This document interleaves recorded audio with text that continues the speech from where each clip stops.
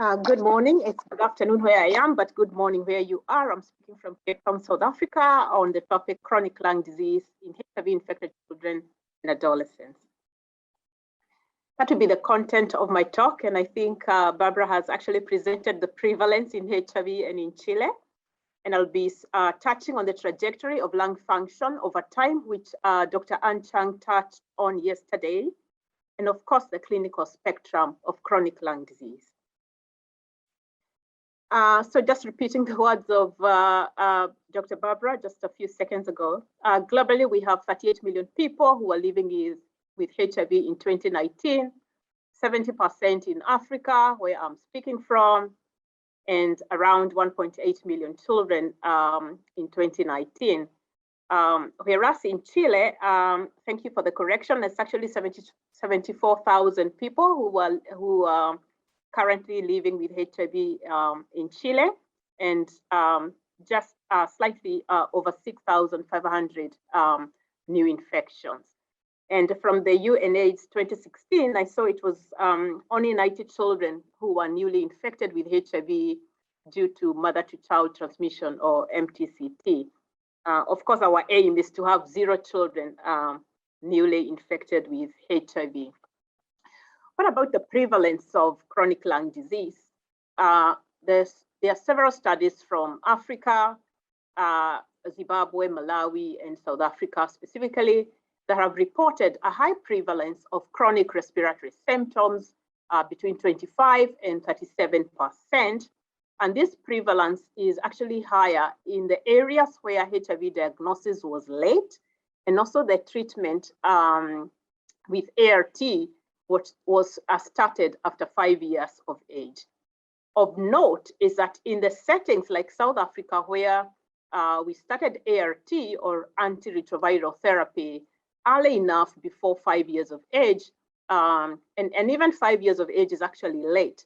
But of note is we actually reported less prevalence, whether it's the respiratory symptoms or lung function.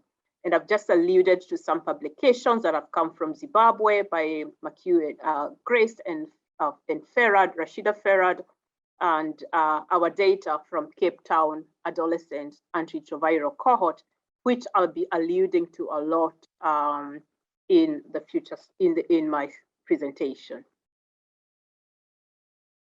So what's the spectrum of chronic lung disease?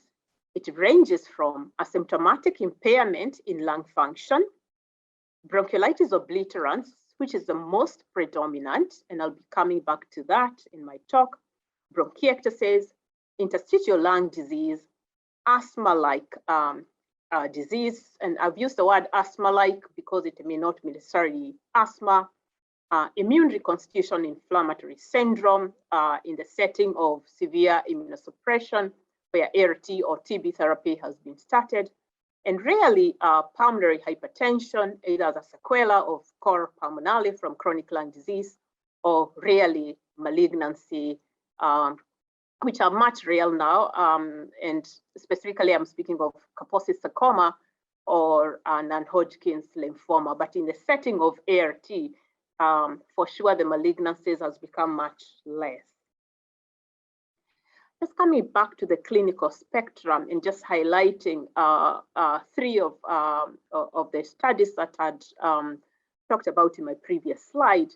In this Zimbabwean adolescent cohort, Chris McHugh and colleagues in Zimbabwe had 385 adolescents living with HIV, but unfortunately only less than 2% were on ART, and of course, then a very high prevalence of respiratory symptoms. 60% had chronic cough. And then Rashida Ferrad from the same country, Zimbabwe, had a cohort of 116 children and adolescents. 70% of them were on ART or antiretroviral therapy. And in this cohort, we actually find the prevalence is lessening. 13% had resting hypoxemia, 29% had exercise intolerance, and 10% had digital clubbing. What about our data from Cape Town? where we enrolled 515 children and adolescents. All of them were on ART, and for at least 9 years, and 15% of them reported chronic cough. And of note is that in our cohort, all of them had actually normal oxygen saturation on exertion above 95%. Further on clinical spectrum, there's some data from North America by Foster and Cybery, who reported increased incidence of asthma in children with HIV on ART compared to children who are not on ART, or a higher incidence of asthma in HIV infected on ART compared to children who are HIV exposed but uninfected, what I've referred to as the HEUs. And the thought here was that the HIV was driving the HIV was driving the T2 response attributable to iris as they regained their immunity with the starting of ART. But the shortcoming of these studies is that asthma medication was used as a marker for asthma, which I think it's a challenge in the sense that not everybody who has been given salbutamol to relieve a symptom or a sign, clinical sign of WHO necessarily has asthma. Further, still in North America, we have Shearer and group published in the JACI journal in 2017 and reported a lower rate of bronchodilator responsiveness in youth who were HIV infected compared to youth who are HIV exposed and infected. And I think this is important about the lower rate of bronchodilator responsiveness because it's pointing to irreversible airway obstruction. And I'll be talking about the radiological patterns of bronchiolitis obliterans, which is actually the commonest clinical syndrome that we have seen in HIV-infected children and adolescents. What about the predisposing factors? And these are important because most of them, if not all of them, can actually be modified. Delayed access to ART, and I'll be showing our data from Cape Town on that.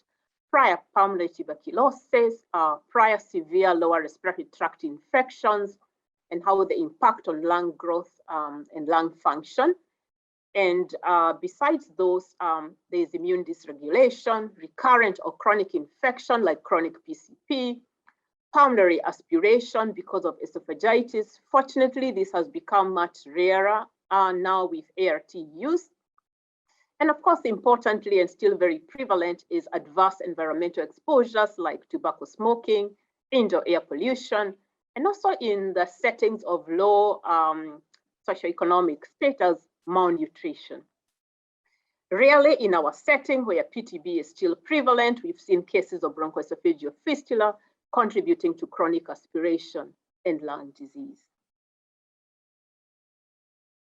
What about the lung function trajectory? And I'll just allude to what Ann Chang spoke on yesterday morning on the impact of lower respiratory tract infections on lung function trajectories.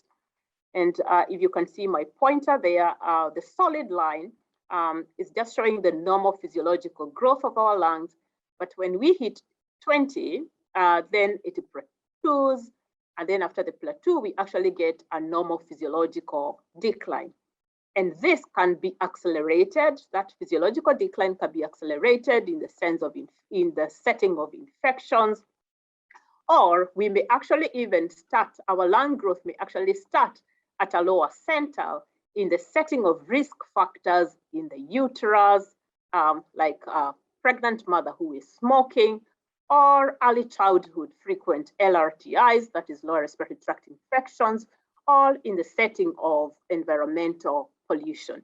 And all these impact the growth of our lungs and attributing to even early cases of COPD. And we'll be speaking about some of these modifiable factors in our data from Cape Town. What about the radiologic spectrum of chronic lung disease in children and adolescents? In the pre-ART era, before the ART was started, we used to see a lot of nodular opacities on chest radiographs indicative of lymphocytic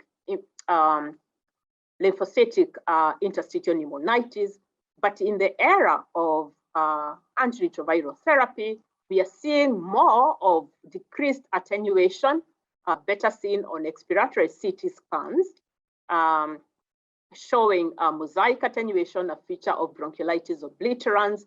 And actually in our data in Cape Town by Du Plessis and group, they actually reported 73% of 100 children who had CT scans actually had bronchiolitis obliterans. And this has also been echoed by a study by Desai and Rashida Farad in Zimbabwe, whereby they also reported over 70% of their HIV-infected children and adolescents had features of bronchiolitis obliterans on CT scan and features of bronchiectasis on CT scan. Is there any role for chest ultrasound? In the acute setting, yes, to identify pneumonia or mediastinoid adenopathy, or trying to look for disseminated tuberculosis. Just coming back to our Cape Town data, this is Du Plessis' data on the relationship between mosaic attenuation that was seen on chest CT scans, which correlated, if you can just see my arrow there, the extent of mosaic attenuation on the CT scans actually correlated with a lower FEV1, that's forced expiratory volume in 1 second, and also correlated with a low ratio of FEV1 over forced vital capacity. Again, supporting the diagnosis of an obstructive pathology like bronchiolitis obliterans in these HIV-infected adolescents. And that is just a CT scan image showing mosaic attenuation, better seen on the image on my right, which is the expiratory film, showing areas of differential attenuation of the lung. Sorry, I need to go back. Showing differential attenuation of the lung on CT scan, and that particular child of our cohort also had a cavity from previous tuberculosis. I'll spend a few minutes speaking about lung function in HIV-infected adolescents. I'll specifically present our Cape Town adolescent antiretroviral cohort, where, as I've said, we had 515 HIV-infected adolescents, all of them on ART, and a comparator group of HIV uninfected, age and sex matched. And we did comprehensive lung function testing with spirometry, forced oscillation technique, which where the patient just breathes normally, or a tidal breathing. And with the spirometry and the FORT, we actually did a bronchodilator response. We also did multiple breath washout test using nitrogen and diffusion capacity of carbon monoxide. And those two pictures, the gentleman there in red is our respiratory technologist, Mr. Sipo, and one of our children, one of our adolescents who participated in the CTAC study. Just showing a bit of our results. At 24 months, at 2 years follow-up, we found that the HIV-infected children were shorter, and that was statistically significant. And past history of lower respiratory tract infection and past history of pulmonary tuberculosis was definitely higher in the HIV-infected and was statistically significant. You can actually see the numbers that hardly did we have any prior LRTI or TB in the children who were not infected. and I'll be presenting on the impact of this on lung function trajectories. Of note is that our cohort was actually quite well controlled. The viral load was 2.7 log copies, and the CD4 was actually above 500 in the HIV-infected children. What about our spirometry findings? The red line there, I don't know whether my pointer is working. Yes, I can see it, sorry for that. The red line there is a HIV-infected, and whether it was FEV1 or FVC on my right, the HIV-infected adolescents had actually lower FEV1 and forced vital capacity at baseline, at 12 months, and at 24 months of follow-up, and we published this data in the CID. Then this slide is important, stressing the impact of the age at what antiretroviral therapy was actually started. We found that the children who had ART started before they were 3 years of age, that is the top line that is broken.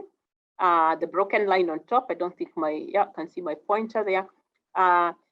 Their first vital capacity was actually better than the children who started ART late.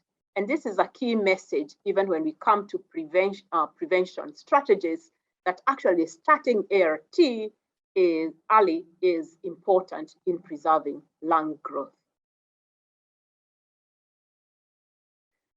Further, the children who had prior severe lower respiratory tract infections in the HIV-infected cohort, they actually performed worse when it came to their lung function as measured by the forced vital capacity, and they are trending lower with time. And the same case applies to the children who had a history of pulmonary tuberculosis. Their lung function lagged behind those who did not have any pulmonary tuberculosis history. And this is, again, a key message when it comes to prevention strategies, that in order to preserve the lung growth in these children, then we need to address the LRTIs and the PTBs in terms of either prophylaxis or making sure that there's no immunosuppression, so these opportunistic infections are not attacking our lungs. What about the SIGO breath diffusion test for carbon monoxide? We use the transfer factor of carbon monoxide as the outcome variable. And of note again is that as much as the values were within normal in both the HIV positive and the HIV negative children, but those who were HIV infected actually had a lower transfer factor for carbon monoxide compared to the uninfected. What about the multiple breath washout test? And again, our outcome measures here is functional residual capacity, what remains in our lungs after tidal breathing, and lung clearance index. Lung clearance index are probably commonly used in the children with cystic fibrosis, is a measure of ventilation homogeneity, and is a measure of early small airway disease. And in our cohort at baseline, and this has been published in Annals of ATS in 2017, we found that the functional residual capacity of the HIV-infected children was lower. That means their growth was actually lagging behind, or they had smaller lungs. And the lung clearance index was actually higher and statistically significant in the HIV-infected children. And coming to finally to the forced oscillation technique, whereby our outcome measures were respiratory resistance and compliance. Compliance is basically how easily our lungs can distend. And the measure of the compliance that we used was the reactance. And we found that at baseline, the HIV positive children had actually a higher resistance and a lower reactance or a lower compliance compared to the HIV uninfected children, and statistically significant. So bringing us to the management of HIV-related chronic lung disease. Of course, if the chronic lung disease has already happened, we need to preserve lung function. We need to protect against further deterioration by improving the airway clearance, promoting growth, preventing or optimal treatment of intercurrent infections. And I just highlighted a study being done in Zimbabwe that's ongoing, an RCT on prophylactic azithromycin in HIV-infected children with bronchiectasis. And so far, the early results show a decreased hospitalizations or acute exacerbations. But the key message is that the prophylactic azithromycin is not the, it's not the 100% answer to the chronic lung disease prevention. We actually need to start ART treatment early, if possible, with the PMTCT, whereby the mother already has a controlled or undetectable viral load, so that we actually have children who are HIV negative being born today. But of course, in the setting where the chronic lung disease has already occurred, then those are key measures. What about prevention? And I would really stress on primary prevention before tertiary prevention. Just the good old things that we knew in our pediatric and our medical school days: immunization, childhood immunization, good nutrition, environmental tobacco smoke avoidance, and of course indoor air pollution. We need to take care of all of that, as we saw in the slide that where we showed the trajectory of lung function, that actually these are all factors that are modifiable, but also that impact on our lung growth. And of course, in the setting of HIV infection, chemoprophylaxis with cotrimoxazole, isoniazid is key. Early initiation of ART, I cannot emphasize that any further. And of course, HIV prevention by prevention of mother-to-child transmission and preventing horizontal transmission. And that brings me to conclude that with improved survival and control of HIV, chronic lung disease has become common, ranging from asymptomatic mild lung function impairment to bronchiolitis obliterans and bronchiectasis. As we have seen in our data, chronic lung disease is associated with prior LRTIs or pulmonary tuberculosis and delayed initiation of ART. And early initiation of ART is key. Preventing pulmonary tuberculosis, and where the disease has already occurred, diagnose it early, treat it early, treat the LRTIs early to prevent HIV-related chronic lung disease. Monitoring of lung function trajectory is important. In this cohort, we've already seen that even the ones who are well controlled on ART, still their lung function lagged behind. And of course, gender and HIV-specific measures to promote lung health should be strengthened, and there's still need for further research to understand the progression and spectrum of HIV-associated chronic lung disease and develop new preventive strategies. I acknowledge our funders. I acknowledge Professor Heather Zah, who is in attendance, who was actually the principal investigator of this CTAC cohort, and of course, our Professor Diane Gray and our staff at REACH, and of course, our children and adolescents, without whom we wouldn't have had this data to present. Thank you very much.